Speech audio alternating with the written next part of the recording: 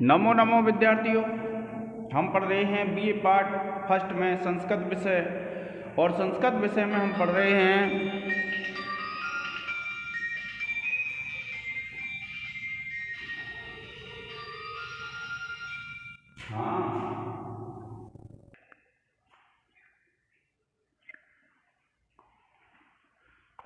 देखिए विद्यार्थियों, अच संधि में आज हम पढ़ रहे हैं पर रूप संधि। पर का मतलब होता है बाद वाला। जैसे आपने पढ़ा है, एक होता है पूर्व और एक होता है पर। अगर ये दोनों मिलकर के बाद वाला वर्ण हो जाए तो उसको कहते हैं हम पर रूप संधि। क्या कहते हैं? जब पूर्व वाला वर्ण और बाद वाला मिलकर के यदि बाद वाला वर्ण हो जाता है, पर वर्ण हो जाता है, तो उसको कहते हैं हम पर रूप संधि। जैसे मान लीजिए आ है फिर ए है। अगर ये आ और ए मिलकर के क्या हो जाए ए, तो ये पर रूप हो गया विद्यार्थियों। जैसे आ है और ओ है, तो ये आ और ओ मिलकर के ओ हो जाए, तो इसको क्या कहेंगे विद्यार्थियों? हम पर रूप संधि कहते हैं। यानी पूर्व और पर दोनों के स्थान पर रूप एकादेश हो जाता है, यानी पर वर्ण हो जाता है। ये आ है और ये ओ है, तो ये पर रूप हो जाएगा। आ और ए मिलकर के ए हो जाएगा, तो ये पर रूप हो जाएगा विद्यार्थियों। अब क्या ये जो पर रूप संधि होती है, इसमें कुछ नियम हैं, कुछ शर्तें हैं। तो उनके अनुसार देखिए, इसका पर रूप संधि का जो सूत्र है उसको लिखेंगे हम सबसे पहले। और सूत्र है विद्यार्थियों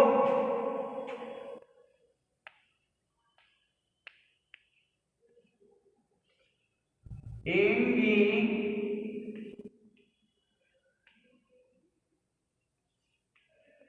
पर रूपम। ये सूत्र है एंगी पर रूपम।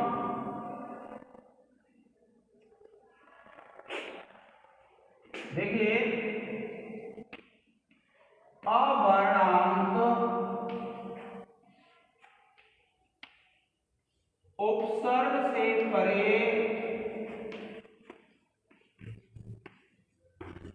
अवर्णांत उपसर्ग से परे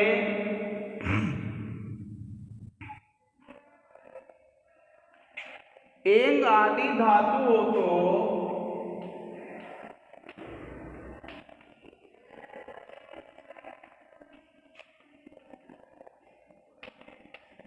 जिसके प्रारंभ में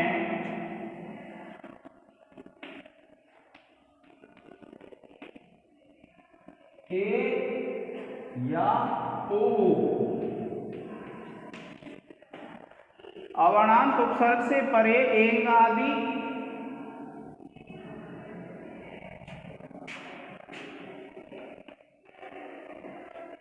धातु हो तो पूर्व और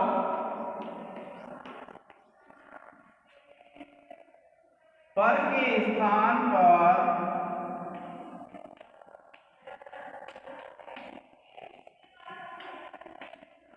अवर्णांत उपसर्ग से परे एंग आदि धातु हो तो पूर्व और पर के स्थान पर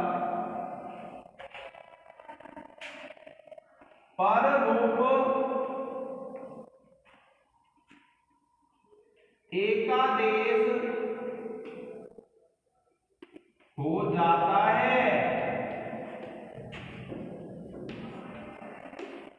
देखिए विद्यार्थी, इसमें क्या शर्त है कि पहले तो कोई ऐसा उपसर्ग होना चाहिए जिसके अंत में आ हो। अवर्णांत का मतलब क्या होता है? जिस उपसर्ग के अंत में आ हो। जैसे देखिए, उप है, इसमें आ है, प्र है, इसमें आ है। ये ऐसे उपसर्ग हैं जिनके अंत में क्या है? आ है। और उसके बाद ऐसी धातु आनी चाहिए जिसका प्रथम वर्ण या तो ए हो या ओ हो। तो क्या होता है? दोनों वर्णों के स्थान पर रूप एकादेश हो जाता है। जैसे देखिए, ओप प्लस ओस्ती है, ये है विद्यार्थी। इसमें क्या है,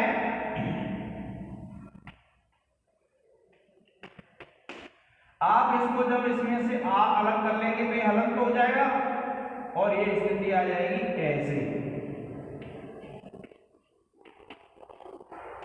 ठीक है।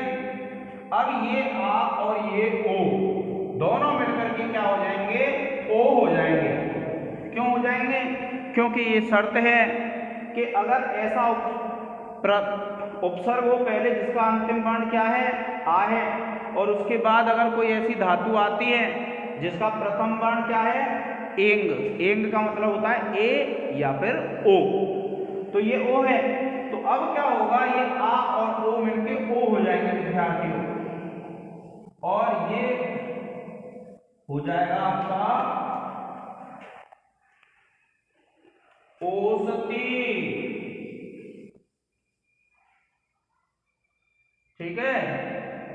और आप लिख देंगे प्रकृत सूत्र से पूर्व व पर के स्थान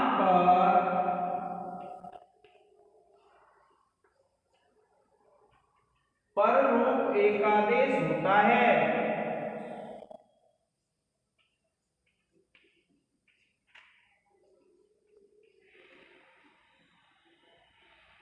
पर रूप एकादेश होता है।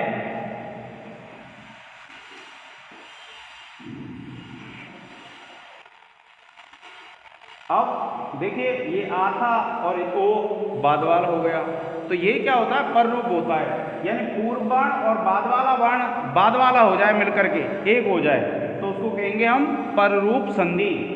इसका आप एक स्क्रीनशॉट ले लें विद्यार्थियों।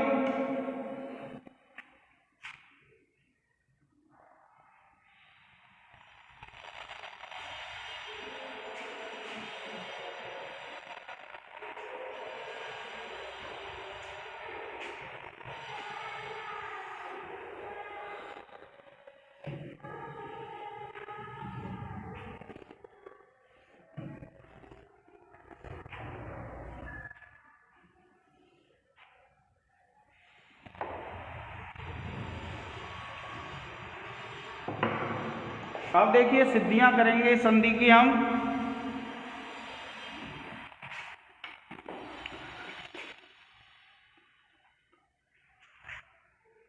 पहली है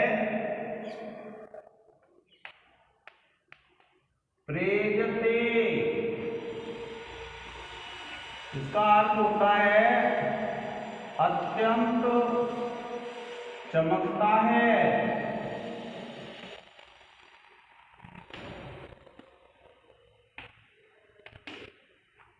ये इसका अर्थ है विद्यार्थियों।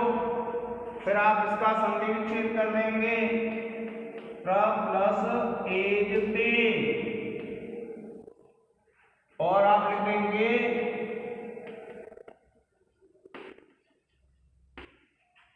संधि विच्छेद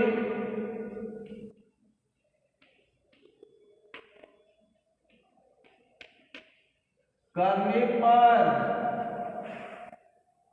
और फिर देखिए आप इसको अलग कर लेंगे तो स्थिति बन जाएगी, ये अंत हो जाएगा, ये आ है और यहां एजते।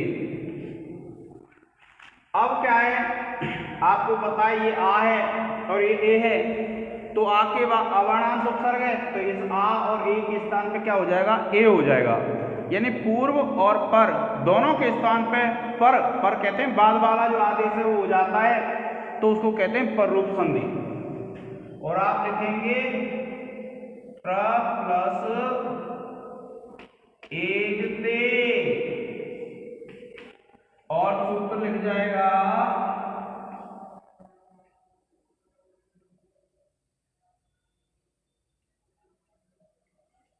एंगी पर रूपम, सूत्र से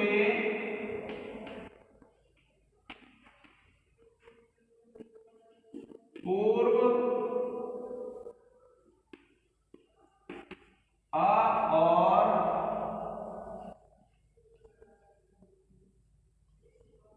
पर ए, पूर्व अ और पर ए,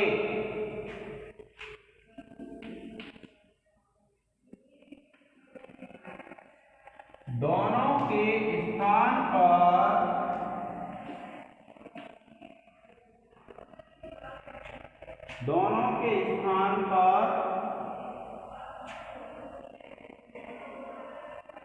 पर रूप एकादेश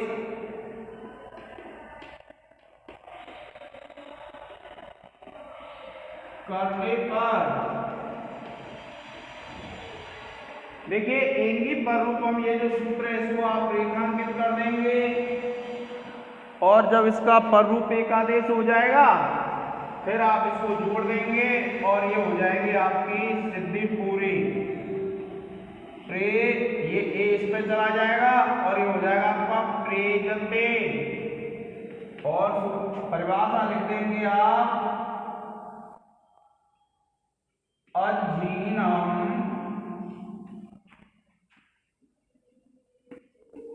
परेण संयोज्यम।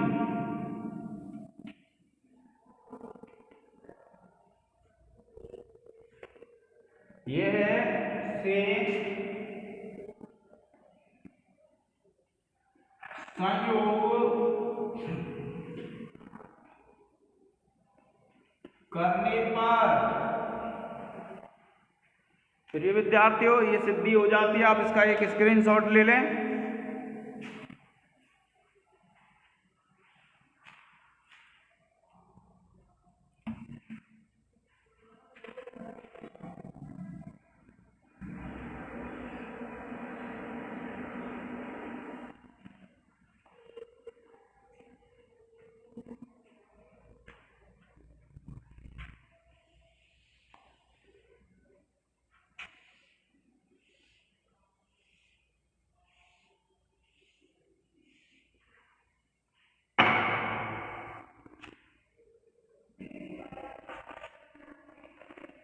फिर देखिए एक है उपोषति, इसका अर्थ होता है जलाता है। इसका संधि विच्छेद करेंगे तो उप प्लस ओषति,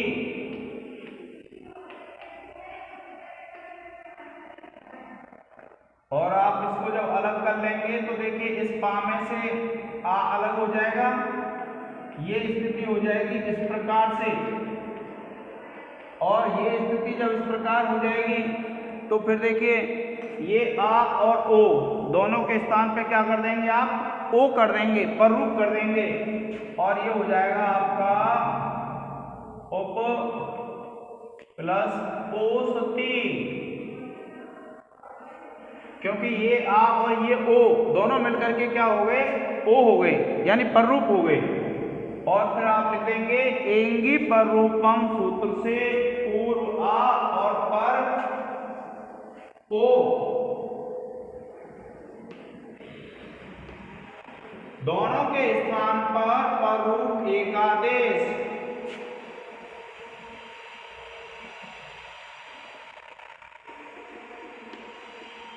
ओ करने पर, अजीनम परेण संयोजम से संयोग करने पर, और ये बन जाएगा आपका उपोषति।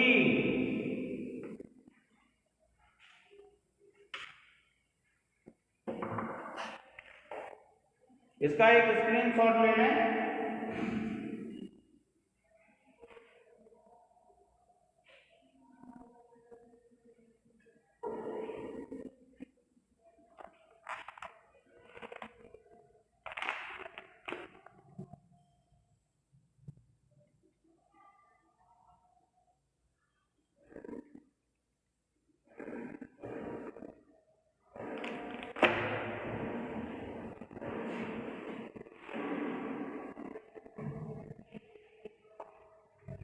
अब देखिए इस पररूप संधि में एक दूसरा सूत्र है विद्यार्थियों।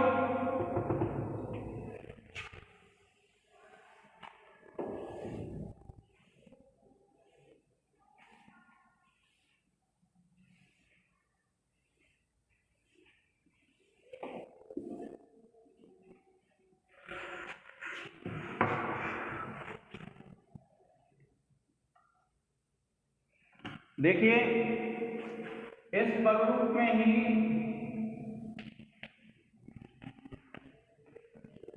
एक दूसरा सूत्र है जो वार्तिक है विद्यार्थियों।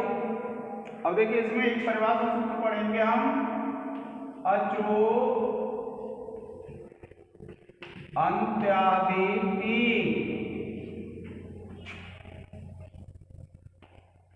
ये टी संज्ञा का सूत्र है विद्यार्थियों। क्या करता है ये? टी संज्ञा सूत्र।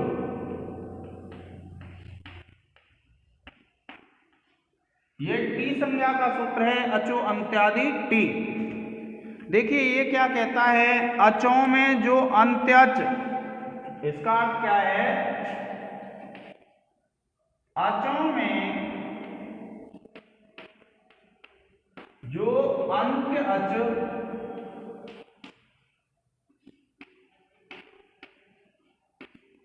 अचों में जो अंत्य अच वह है आदि में जिसके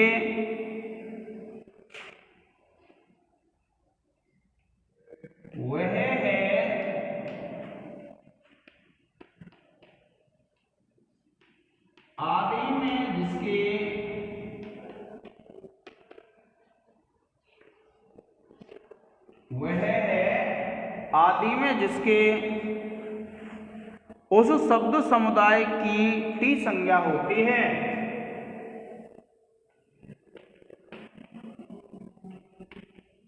उस शब्द समुदाय की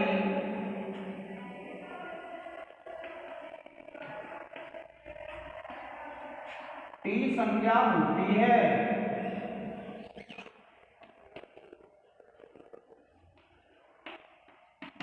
देखिए क्या कहते हैं, अचों में जो अंत्यच वह है आदि में जिसके उस शब्द समुदाय की टी संज्ञा होती है।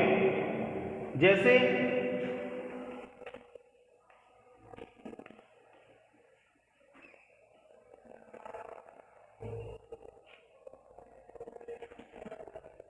देखिए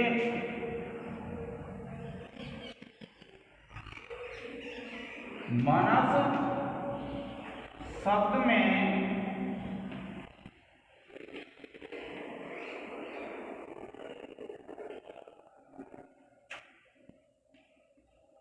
नकार उत्तरवर्ती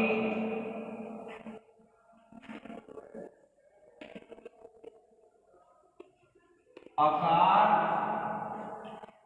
क्या कहा, मनस शब्द में नकार उत्तरवर्ती आकार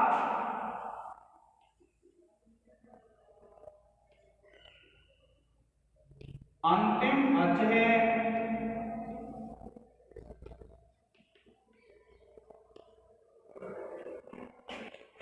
नकार उत्तरवर्ती अकार अंतिम अच है और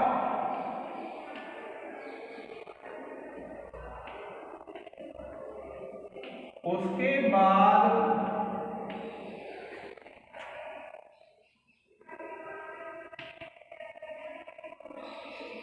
सकार है।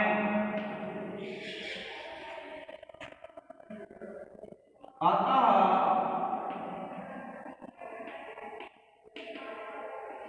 अस की टी संज्ञा होती है।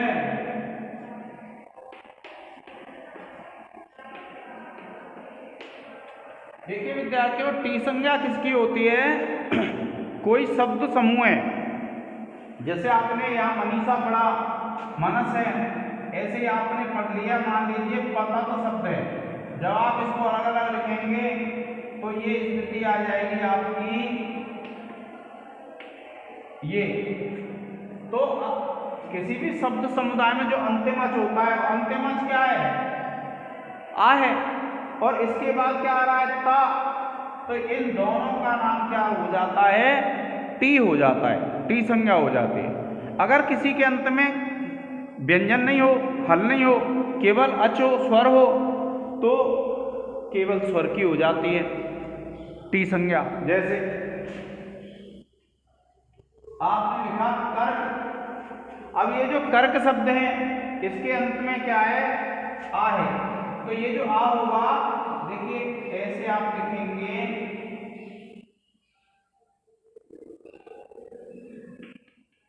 स्थिति ऐसे आ जाएगी। तो ये जो आ है अंतिम अच है और इसके बाद कोई व्यंजन नहीं है, तो केवल आ की क्या हो जाएगी, टी संज्ञा हो जाएगी, टी नाम हो जाएगा।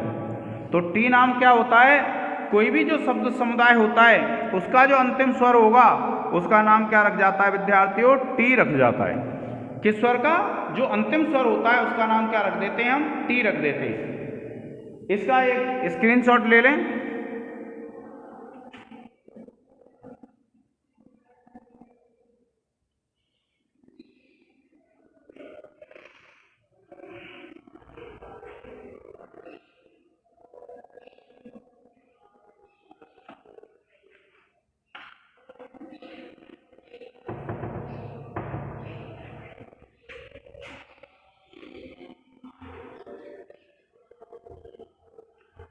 अब देखिए इसमें एक वार्तिक सूत्र आएगा और उस वार्तिक सूत्र का हम अर्थ करेंगे।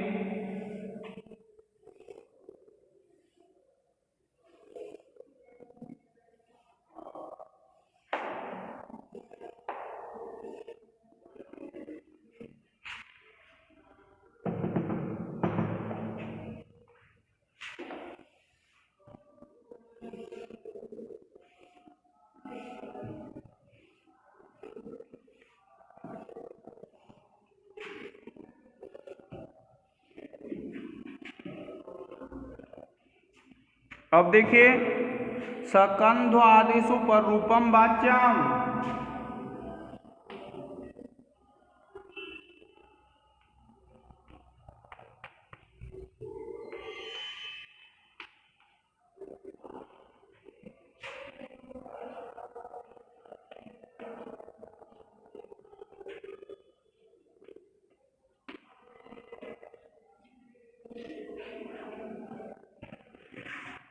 देखिए ये है सकंध्व आदिषु पर रूपम वाच्यम।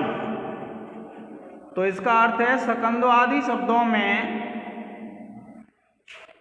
क्या अर्थ है विद्यार्थियों, सकंध्व आदि शब्दों में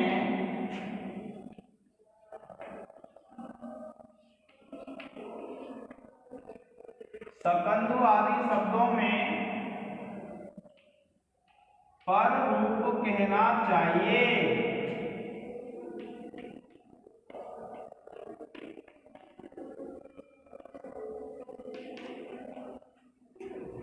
वह पर रूप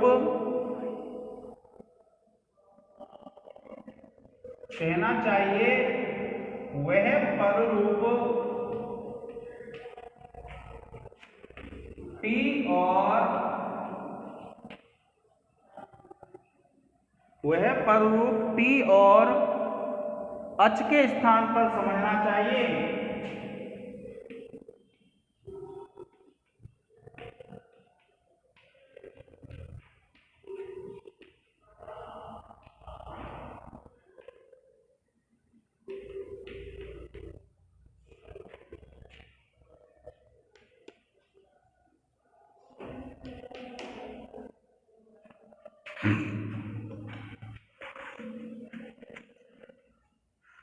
देखिए ये एक सूत्र है, आप इसका एक स्क्रीनशॉट ले लें। ये क्या है, सकंध्व आदि एक गण है, एक समूह है शब्दों का, और ये समूह है, तो इस समूह में जब हमको सिद्धि करनी है तो पर रूप होगा। इसका कहने का मतलब ये है कि सकंध्व आदि जो शब्द हैं उनमें पर रूप कहना चाहिए, यानी उनमें क्या होता है, पर रूप हो जाता है। जैसे आप इसका एक स्क्रीनशॉट ले लें विद्यार्थियों।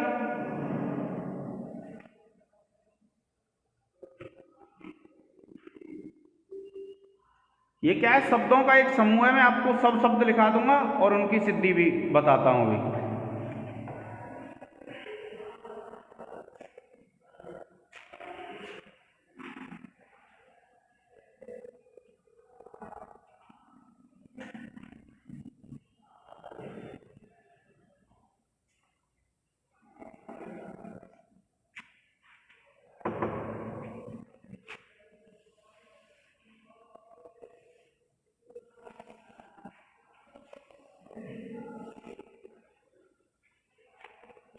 अब देखिए,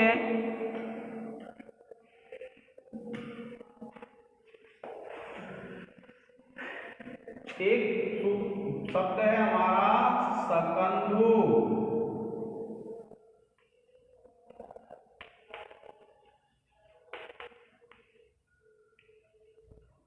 इसकी सिद्धि जब आप करेंगे तो आप लिखेंगे शक प्लस अंधु, और आप लिख देंगे संधि विच्छेद करने पर।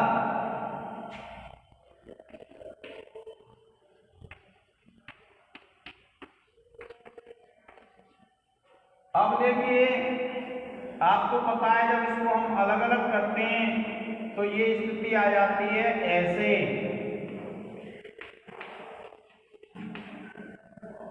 अब ये जो आ है और ये जो आ है, क्योंकि आ क्या है, टी है, टी संज्ञा, और इसको केवल क्या है, आ कर देंगे हम। बाद वाला पर रूप हो जाएगा और आप लिखेंगे शक प्लस अंधु, और सूत्र लिख देंगे आप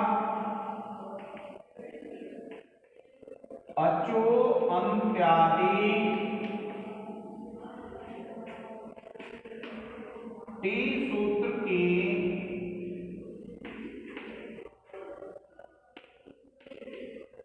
सहायता से, अचो अंत्यादि टी सूत्र की सहायता से पूर्व टी और पर अच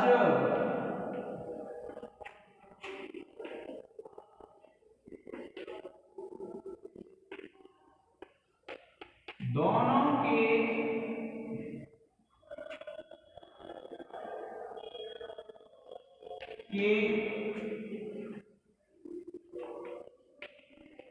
स्थान पर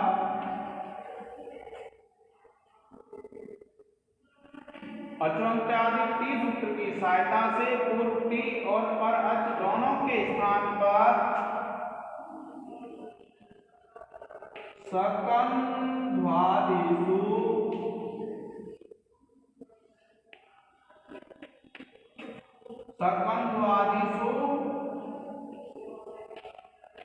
पर रूपम वाच्यम,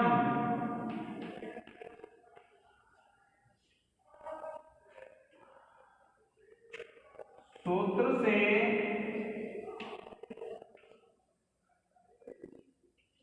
पर रूप एकादेश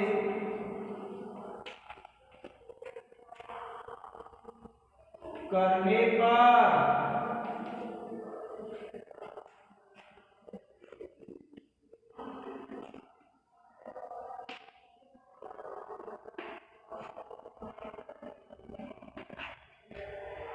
और फिर आप लिख देंगे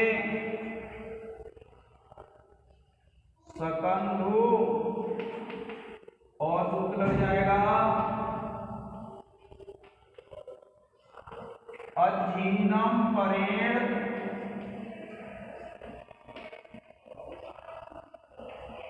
संयोजन से संयोग करने पर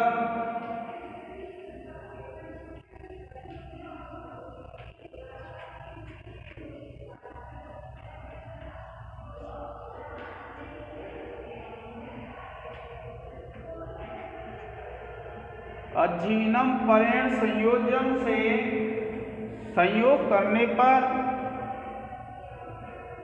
और फिर लिख देंगे आप सकंदुह, और आप लिख देंगे विभक्ति कार्य करने पर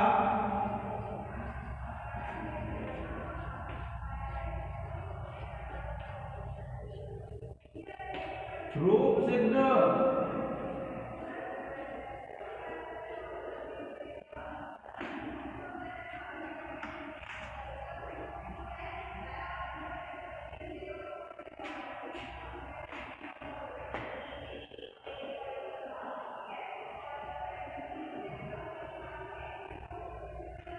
प्रिय विद्यार्थियों, आप इसका एक स्क्रीनशॉट ले लें।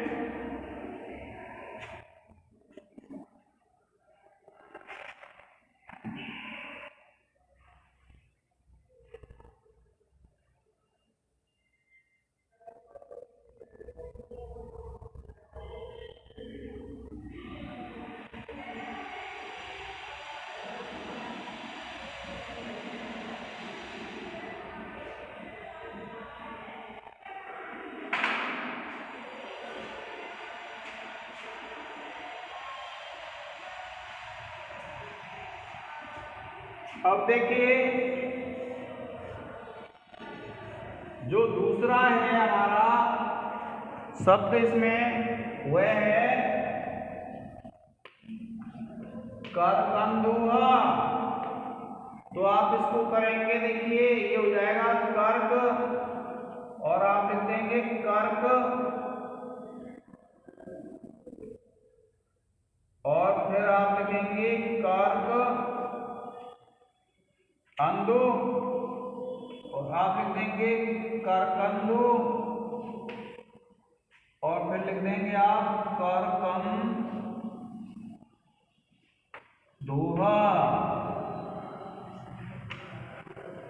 प्रिय विद्यार्थियों, आप इसका एक स्क्रीनशॉट ले लें।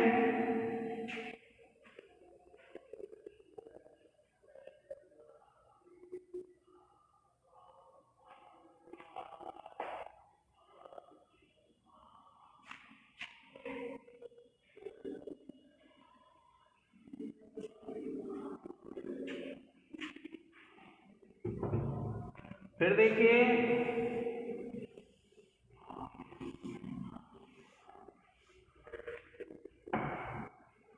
फिर है देखिए कोल्टा।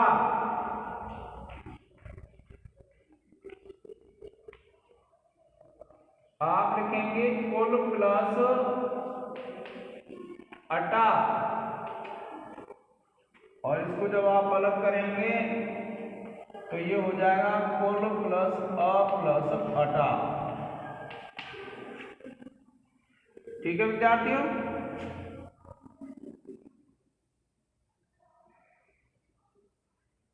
और जब आप इस सूत्र को लाएंगे तो ये बन जाएगा कुल प्लस अटा, और जब आप इसको जोड़ देंगे तो ये बन जाएगा कुल टा। इसमें ये नहीं आएगा। इसका एक स्क्रीनशॉट ले लें।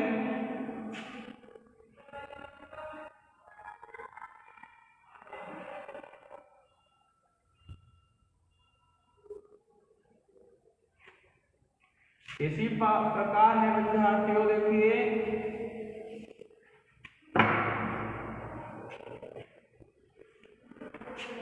सारंग, आप लिखेंगे सार प्लस अंग, इसमें से आ अलग कर लेंगे, ये बन जाएगा सार आ प्लस अंग, और जब इसको क्या कर लेंगे, सार प्लस अंग हो जाएगा। दोनों को करूप होकर के जब आप इसको जोड़ेंगे तो ये बन जाएगा सारंग, और फिर इसमें विभक्ति कार्य कर देंगे, ये बन जाएगा सारंग, और आप लिखेंगे विभक्ति कार्य करने पर।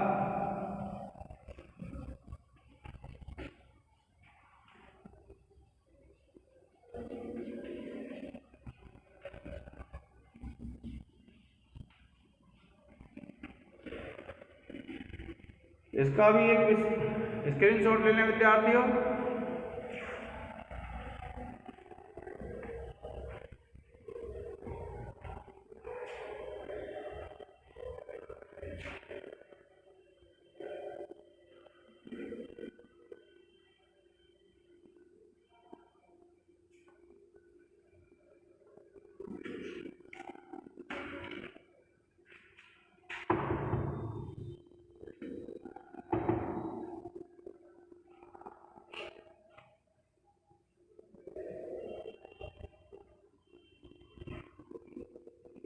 फिर देखिए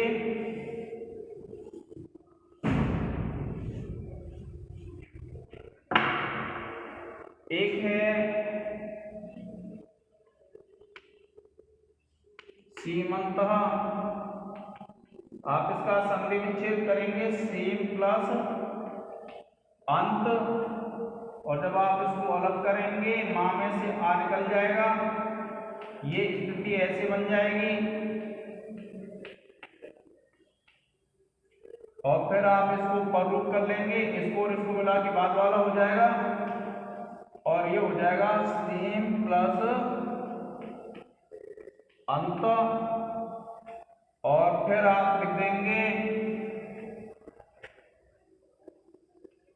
अधीनम पर्यंत से जोड़ेंगे तो ये बन जाएगा सीमंत, और विभक्ति कार्य कर देंगे तो ये बन जाएगा सीमंतः।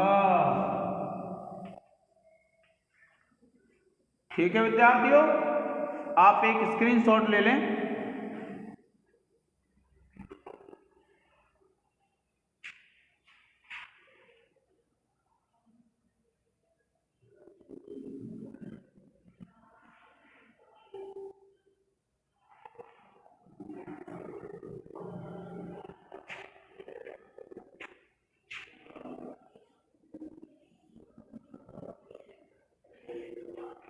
फिर है देखिए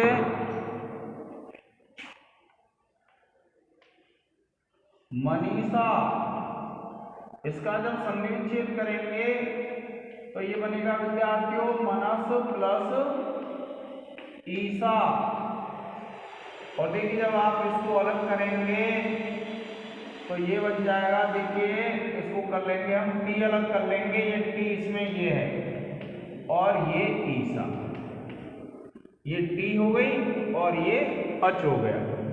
तो आप क्या करेंगे, इस टी और अच के स्थान पर एक पर रूप हो जाएगा यानी ई हो जाएगा। तो आप क्या करेंगे, माना प्लस ईसा, और सूत्र लिख देंगे विद्यार्थियों कि अत्यंताली टी सूत्र की सहायता से पूर्व टी, और पूर्व टी क्या थी अस, और पर अच, और पर अच क्या था विद्यार्थियों ईसा का ई, दोनों के स्थान पर सकंद्वादि पररूपम वाच्यम सूत्र से पररूप एकादेश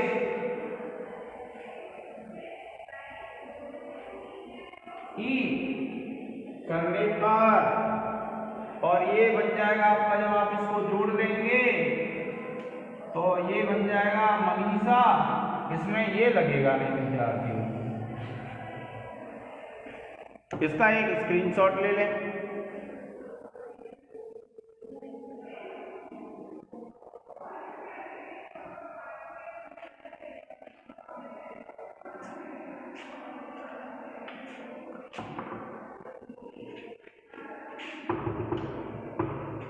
फिर देखिए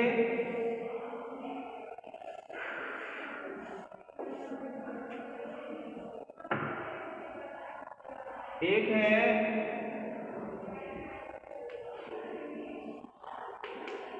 हलीसा, तो आप इसका संधि विच्छेद करेंगे, हल प्लस ईसा हो जाएगा, और इसमें स्वर निकाल लेंगे तो ये बन जाएगा हल प्लस ईसा।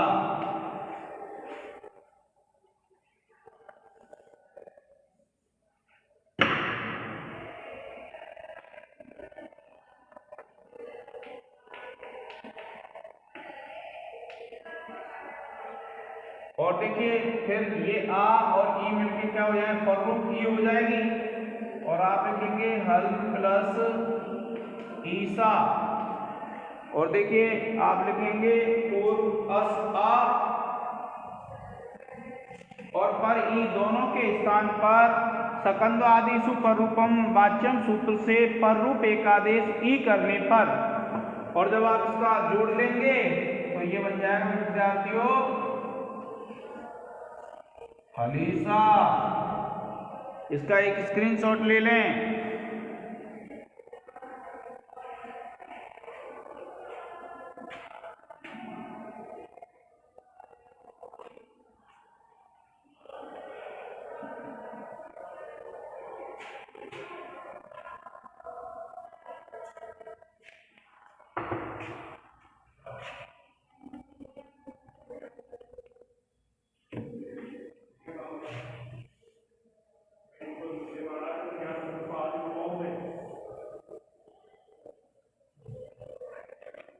फिर है साहब,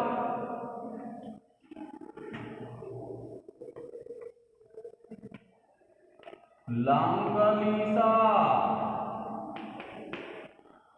इसका संधि विच्छेद करेंगे तो ये होगा लांगल प्लस ईसा, और फिर इसको अलग करेंगे तो ये हो जाएगा आ जाएगा प्लस ईसा हो जाएगा। और जब पर रूप करेंगे तो आ और ई मिलके ई हो जाएगी, और जब ये ई हो जाएगी तो देखिए चुन इत्यादि ई से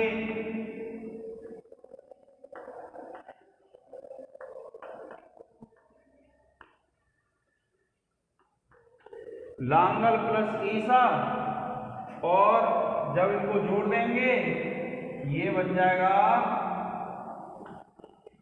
लांगलीसा। इसका एक स्क्रीनशॉट ले लें।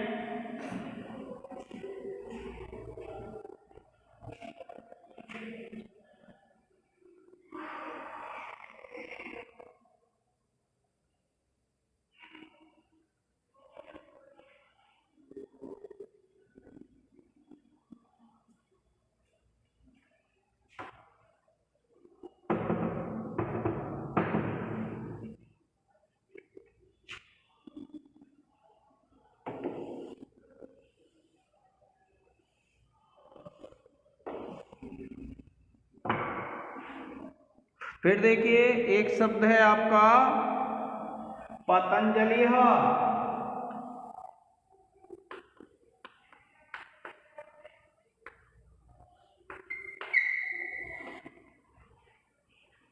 जब इसका संधि विच्छेद करेंगे विद्यार्थियों तो ये बन जाएगा पतत प्लस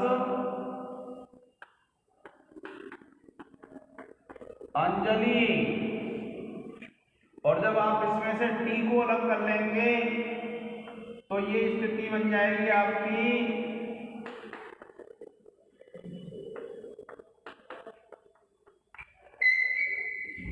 अब आप क्या करेंगे, देखिए ये अंजलि का आ और ये टी दोनों मिलकर के क्या हो जाएंगे, पररूप हो जाएंगे, और पररूप हो जाएंगे तो आप लिखेंगे पत प्लस अंजलि। आपको पता है कि ये टी है और ये अच है, तो पररूप होकर केवल आ हो गया, और आप लिखेंगे और अत और पर आ।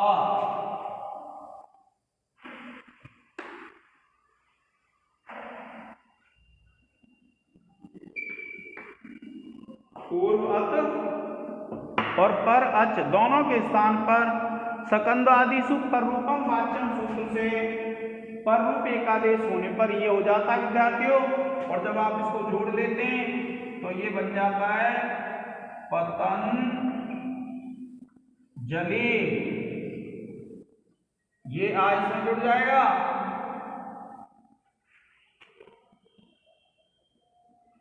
और फिर व्योक्ति कार्य करेंगे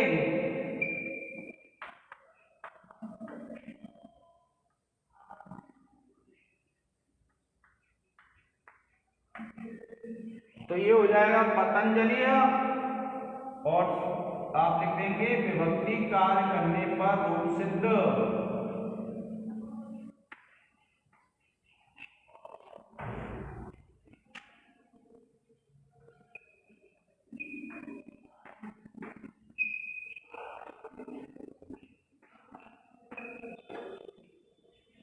ठीक है विद्यार्थियों, आप इसका एक स्क्रीनशॉट ले लें। हमारी प्ररूप संधि पूरी हो गई है।